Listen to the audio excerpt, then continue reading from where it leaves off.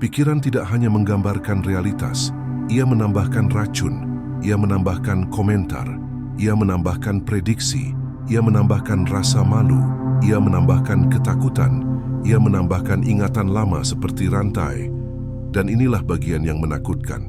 Kamu bahkan mungkin tidak sadar sedang melakukannya, karena kamu sudah terlalu lama hidup di dalam pikiran. Kamu percaya bahwa kamu adalah pikiranmu, padahal bukan. Sebuah pikiran itu seperti awan. Ia muncul, bergerak, lalu menghilang. Namun ada sesuatu di dalam dirimu yang tetap tinggal. Pernahkah kamu menyadarinya? Kamu bisa mengamati sebuah pikiran. Dan jika kamu bisa mengamatinya, maka itu tidak mungkin adalah dirimu. Yang mengamati itulah dirimu. Namun kamu telah melupakan sang pengamat itu. Kamu telah menjadi kebisingannya. Jadi dengarkan baik-baik. Aku akan memberitahumu sebuah rahasia yang terdengar sederhana, namun membuat banyak orang kuat merasa tidak nyaman. Hidupmu tidak sulit, pikiranmu tidak terlatih. Itulah sebabnya kamu overthinking, itulah sebabnya kamu menunda. Itulah sebabnya kamu terus menunda-nunda. Itulah sebabnya kamu merasa terjebak, karena pikiran yang tidak terlatih lebih menyukai drama daripada kebenaran. Ia menyeretmu ke masa lalu. Ingat bagaimana mereka memperlakukanmu. Ingat bagaimana kamu gagal. Ingat momen memalukan itu. Ingat apa yang seharusnya kamu katakan. Lalu ia menyeretmu ke masa depan.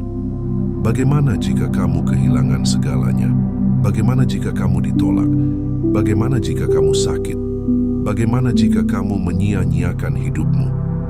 Sementara pikiranmu terus berpindah antara kemarin dan esok, hidup sedang berlangsung dan kamu sedang melewatkannya. Kamu menyebut itu sibuk, padahal kamu tidak sibuk. Kamu sedang tidak hadir. Tubuhmu ada di sini, pikiranmu seperti anjing liar yang berlari kemana-mana. Lalu kamu bertanya-tanya mengapa kamu sulit fokus. Mengapa kamu tidak konsisten? Mengapa kamu tidak bisa merasakan bahagia bahkan ketika hal-hal baik ada di hidupmu? Karena kebahagiaan adalah pengalaman saat ini. Kedamaian adalah pengalaman saat ini. Cinta adalah pengalaman saat ini. Kamu tidak bisa berpikir menuju kedamaian. Kamu hanya bisa kembali ke sana. Dengarkan ini.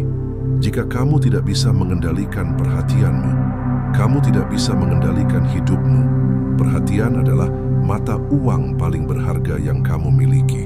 Kemanapun perhatianmu pergi, hidupmu ikut pergi. Jika perhatianmu selalu terjebak di kepalamu, hidupmu akan terasa sempit, sesak, cemas, dan berulang-ulang. Bahkan jika kamu berkeliling dunia, bahkan jika kamu menghasilkan uang, bahkan jika kamu dikelilingi orang-orang, kamu tetap akan membawa penjara itu kemanapun kamu pergi. Jadi apa yang kita lakukan? Kita mulai dari tempat yang paling banyak ditolak orang, tubuh. Karena tubuh selalu berada di saat ini. Pikiranmu bisa berbohong, tubuhmu tidak bisa berbohong. Pikiranmu mungkin berkata, aku baik-baik saja, sementara bahumu tegang dan rahangmu mengeras. Pikiranmu mungkin berkata, aku tidak peduli, sementara perutmu terasa panas. Pikiranmu mungkin berkata, aku kuat, sementara napasmu dangkal seperti hewan yang ketakutan. Tubuhmu selalu mengatakan kebenaran. Dan saat kamu kembali ke tubuh, kamu kembali ke realitas. Coba lakukan ini sekarang. Jangan jadikan ini sesuatu yang spiritual. Jangan buat rumit. Rasakan napasmu. Bukan memikirkan napasmu. Rasakan. Di mana kamu merasakannya paling jelas? Di hidung, di dada, atau di perut? Sekarang perhatikan. Saat kamu merasakan napas itu, bahkan hanya 1 detik, pikiranmu mulai lebih tenang. Mengapa? Karena perhatian hanya bisa berada di satu tempat pada satu waktu. Jika perhatian berada pada sensasi, ia tidak berada di dalam cerita. Kamu mengira perlu menyelesaikan seluruh hidupmu. Tidak. Yang perlu kamu lakukan adalah memindahkan perhatianmu. Kamu perlu berhenti hidup di atas sana dan mulai hidup di sini. Namun dengarkan, pikiranmu akan melawan. Ia akan berkata ini membosankan.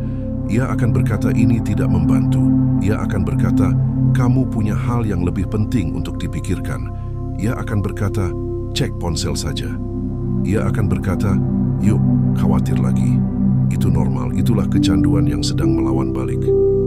Dan inilah pelajaran pertamamu. Kamu tidak perlu melawan pikiran. Kamu hanya perlu berhenti memberinya makan. Api akan padam saat kamu berhenti menambahkan kayu bakar. Overthinkingmu bukan kuat karena ia benar. Ia kuat karena kamu memberinya perhatian. Kamu duduk bersama sebuah pikiran dan kamu memijatnya. Kamu meregangkannya. Kamu memperbesarnya. Kamu memutarnya ulang. Kamu menghiasinya. Kamu membuatnya semakin besar. Lalu kamu berkata, pikiran ini menghancurkanku. Tidak, kamulah yang memberinya singgasana. Maka daripada bertarung dengan pikiran, lakukan sesuatu yang lebih cerdas. Mundur selangkah, amati, beri label, berpikir, khawatir, menghakimi, mengingat, merencanakan, lalu kembali ke napas, kembali ke sensasi, kembali ke apa yang ada di hadapanmu, lagi dan lagi. Inilah disiplin, bukan motivasi. Motivasi datang dan pergi seperti cuaca. Disiplin adalah latihan, disiplin adalah pengulangan, disiplin adalah kesetiaan pada realitas, dan perlahan sesuatu mulai terjadi. Kamu mulai menyadari ada jarak antara dirimu dan pikiran-pikiranmu. Kamu mulai menyadari bahwa sebuah pikiran bisa berteriak, dan kamu tetap bisa bergerak. Sebuah pikiran bisa mengancam, dan kamu tetap bisa bertindak. Sebuah pikiran bisa mengkritik, dan kamu tetap bisa tenang. Itulah kekuatan. Karena orang yang lemah bukanlah orang dengan keadaan hidup yang buruk. Orang yang lemah adalah orang yang dikendalikan oleh kebisingan batinnya. Dan orang yang kuat adalah orang yang bisa mendengar kebisingan itu tanpa menaatinya. Sekarang biarkan aku membawamu lebih dalam, karena disinilah segalanya berubah. Kebanyakan orang hidup di dalam kepala mereka karena mereka takut untuk merasakan. Mereka menggunakan pikiran sebagai perisai dari emosi. Mereka tidak ingin merasakan kesedihan, maka mereka menganalisisnya. Mereka tidak ingin merasakan ketakutan, maka mereka merencanakan tanpa henti. Mereka tidak ingin merasakan rasa malu, maka mereka menyalahkan orang lain di dalam kepalanya. Mereka tidak ingin merasakan kesepian, maka mereka menggulir layar. Mereka tidak ingin merasakan ketidakpastian, maka mereka mencari kepastian terus-menerus. Dan inilah kuncinya. Kamu tidak bisa menggunakan pikiran untuk keluar dari perasaan, kamu hanya bisa merasakannya untuk melewatinya. Inilah sebabnya pikiranmu terus berputar, karena kamu menghindari pengalaman langsung. Pikiranmu berkata, mari kita bicarakan ini. Tubuhmu berkata, tolong rasakan ini. Dan selama kamu belum merasakannya, ia akan tetap tinggal. Maka lain kali, ketika kamu mendapati dirimu terjebak di dalam kepalamu, ajukan pertanyaan ini pada dirimu sendiri. Apa yang sedang kutolak untuk kurasakan saat ini? Jujurlah, apakah itu ketakutan, kekecewaan, kesedihan, kemarahan, rasa malu? Apakah itu rasa nyeri karena tidak berada di tempat yang kamu inginkan? Jangan jawab dengan cerita lain, jawablah dengan tubuh. Di mana kamu merasakannya? Di dada, di tenggorokan, di perut, di wajah, di bahu. Inilah momen di mana kebanyakan orang melarikan diri. Tetaplah di sana. Cukup tinggal sebentar untuk membuktikan pada dirimu sendiri bahwa kamu bisa bernapas ke dalamnya. Rileks di sekitarnya. Berhenti menamainya, berhenti menjelaskannya. Rasakan saja sensasi mentahnya. Sesuatu yang mengejutkan terjadi ketika kamu melakukan ini. Emosi mulai bergerak, dan ia mulai berubah bentuk. Karena emosi adalah energi yang bergerak. Ia bukan identitas permanen. Ia menjadi permanen ketika kamu menjebaknya dengan pikiran. Saat kamu berhenti berpikir dan mulai merasakan, energi itu menyelesaikan siklusnya. Kemudian kamu menjadi bebas. Kebebasan ini bukan filosofis. Ia bersifat fisik. Bahumu turun, napasmu menjadi lebih dalam, matamu melunak, pikiranmu menjadi jernih, dan kemudian kamu menyadari bahwa kamu tidak perlu menyelesaikan hidup. Kamu hanya perlu berhenti melawannya. Hidup di dalam kepala tidak membuatmu produktif. Itu justru membuatmu terlambat. Karena overthinking terlihat seperti bekerja, tetapi tidak menghasilkan apapun. Itu adalah masturbasi mental, sibuk, melelahkan, dan kosong. Jika kamu menginginkan hasil, kamu membutuhkan kejernihan. Jika kamu menginginkan kejernihan, kamu membutuhkan kehadiran. Jika kamu menginginkan kehadiran, kamu perlu berhenti memberi makan pikiran saat ia sedang berputar. Ini aturannya. Saat pikiran berisik, lakukan sesuatu yang bersifat fisik. Berdiri, cuci wajahmu, berjalan, meregang, bersihkan sesuatu. Tulis satu kalimat, lakukan satu push-up, rapikan tempat tidurmu, minum air, jika bisa, mandi air dingin. Mengapa? Karena pikiran lemah di hadapan tindakan. Berpikir menjadi kuat dalam keadaan diam, tindakan mematahkan mantra itu. Kebanyakan orang duduk dan bernegosiasi dengan pikirannya. Mereka mencoba merasa siap, mereka menunggu rasa percaya diri, mereka menunggu rencana yang sempurna, dan pikiran menyukai itu karena hal itu membuatmu tetap aman dan kecil. Namun tindakan berbahaya bagi kendali pikiran. Jadi lain kali pikiranmu berkata, "Aku tidak tahu harus melakukan apa." Jawablah dengan ini, lakukan hal jelas berikutnya. Bukan seluruh hidupmu, bukan seluruh masa depanmu. Hal jelas berikutnya, buka bukunya, kirim pesannya, mulai olahraganya. Tulis paragraf pertama. Lamar satu pekerjaan, berlatih selama 10 menit, bersihkan satu sudut ruangan, lalu sudut berikutnya. Inilah cara keluar dari kepala. Bukan dengan berpikir jalan keluarnya, melainkan dengan bergerak keluar. Sekarang mari kita bahas hal lain. Mengapa kamu terus kembali ke kepala bahkan setelah memahami semua ini? Karena identitasmu ada di sana. Identitasmu dibangun dari pikiran. Aku orang seperti ini. Aku selalu gagal. Aku tidak percaya diri. Aku pemalu. Aku sial. Aku tidak pandai berbicara. Aku tertinggal dari yang lain. Aku terlambat. Ini adalah pikiran-pikiran yang kamu ulangi berkali-kali hingga akhirnya menjadi namamu. Maka ketika kamu berhenti hidup di dalam kepala, rasanya bisa seperti kematian. Karena cerita lama mulai runtuh dan ego panik. Kalau aku bukan cerita ini, lalu siapa aku? Bagus, biarkan ia panik, karena pertanyaan itu adalah awal dari kehidupan yang nyata. Kamu bukan sebuah cerita. Kamu adalah kesadaran. Kamu adalah kehadiran. Kamu adalah manusia dengan napas, darah, dan potensi. Sebuah cerita hanya berguna jika ia melayanimu. Jika ceritamu membuatmu mengecil, buanglah. Namun memang terasa nyata, tentu saja terasa nyata. Kamu telah melatihnya selama bertahun-tahun. Jika kamu melatih kelemahan, kamu menjadi lemah. Jika kamu melatih ketakutan, kamu menjadi takut. Jika kamu terus melatih kekalahan, kamu mulai hidup seperti orang yang kalah. Jadi jalannya bukan dengan menciptakan cerita fantasi baru. Jalannya adalah menjadi seseorang yang tidak membutuhkan cerita untuk bertindak. Seseorang yang bisa merasa tidak nyaman dan tetap bergerak. Seseorang yang bisa merasa ragu dan tetap memilih. Seseorang yang bisa merasa takut dan tetap melakukan hal yang benar. Itulah penguasaan diri. Dan penguasaan diri dimulai di tempat yang sangat tidak seksi, melatih perhatian. Kebanyakan orang menginginkan momen-momen tinggi, percaya diri, kekuatan, transformasi, tetapi mereka menolak latihan harian yang menciptakannya. Jadi inilah latihannya, dan jangan buat rumit. Setiap kali kamu menyadari bahwa kamu tersesat di dalam kepala, kembalilah ke salah satu jangkar ini. Napas, sensasi tubuh, suara, atau tanganmu yang sedang melakukan tugas.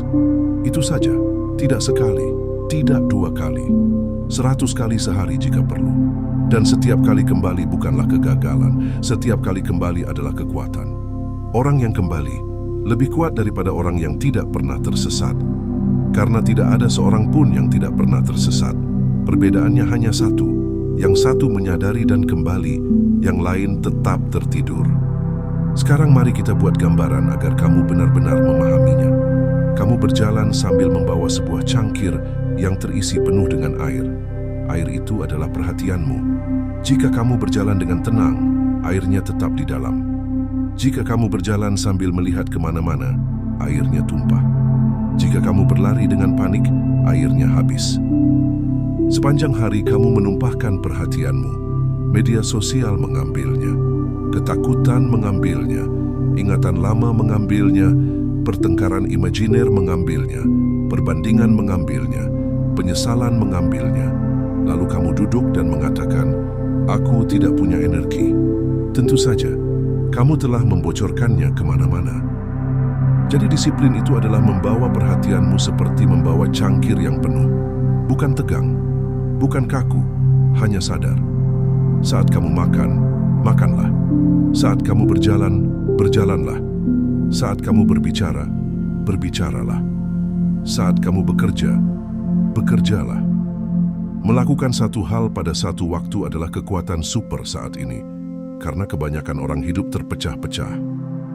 Dan ketika kamu menjadi utuh kembali, kamu menjadi magnetis. Orang lain akan merasakannya. Mereka akan berkata, ada sesuatu yang berbeda darimu. Kamu akan berbicara lebih pelan. Kamu akan bereaksi lebih sedikit. Kamu akan lebih banyak mendengarkan. Kamu akan memilih kata-kata yang lebih baik. Kamu akan berhenti terburu-buru, karena terburu-buru adalah gejala hidup di dalam kepala. Orang yang hadir tidak terburu-buru, bahkan ketika ia bergerak cepat. Sekarang, inilah bagian di mana aku ingin menantangmu. Karena jika kamu hanya mendengarkan dan merasa terinspirasi, tidak ada yang berubah. Pikiranmu akan mengambil pembicaraan ini dan mengubahnya menjadi ide lain. Ia akan berkata, "Bagus," lalu besok kembali ke pola yang sama. Jadi aku ingin kamu melakukan sesuatu sekarang juga.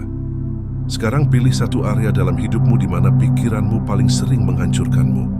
Mungkin hubungan, mungkin citra dirimu, mungkin uang, mungkin masa depanmu, mungkin studimu, mungkin pekerjaanmu. Pilih satu. Sekarang perhatikan polanya. Apa yang dilakukan pikiranmu di sana? Apakah ia membandingkan? Apakah ia membayangkan bencana? Apakah ia mempermalukan? Apakah ia meragukan? Apakah ia memutar ulang? Bagus. Sekarang aku ingin kamu menyadari bahwa pola ini bukan dirimu. Itu adalah kebiasaan, dan kebiasaan bisa dilatih ulang. Jadi selama 7 hari ke depan, di area yang satu itu, latihlah ini. Saat pikiran mulai bercerita, kamu tidak berdebat dengannya. Kamu tidak berargumen. Kamu tidak mencoba meyakinkan. Kamu hanya kembali. Kembali ke napas. Kembali ke tubuh. Kembali ke tindakan berikutnya. Dan jika kamu gagal, kamu kembali lagi dan lagi dan lagi. Ini bukan tentang menjadi seorang biksu. Ini tentang menjadi bebas. Karena seseorang yang tidak bisa mengendalikan pikirannya, mudah dimanipulasi. Orang lain akan menarik tali-tali hidupmu dengan kata-kata. Mereka akan memicumu. Mereka akan membuatmu merasa harus membuktikan diri. Mereka akan membuatmu mengejar validasi. Mereka akan membuatmu hidup demi persetujuan. Dan kamu akan menyebutnya cinta. Kamu akan menyebutnya rasa hormat. Kamu akan menyebutnya normal. Padahal itu tidak normal. Itu adalah perbudakan. Jadi ketika kamu berhenti hidup di dalam kepalamu, kamu berhenti dikendalikan. Kamu berhenti merasa harus memenangkan setiap argumen. Kamu berhenti merasa perlu mengesankan orang-orang yang sebenarnya tidak peduli. Kamu berhenti merasa harus menjelaskan dirimu pada mereka yang tidak mau memahami dirimu. Kamu berhenti membangun hidupmu di atas ketakutan akan penolakan. Kamu menjadi sederhana, dan kesederhanaan itu menakutkan bagi orang-orang yang lemah karena ia tidak bisa dimanipulasi.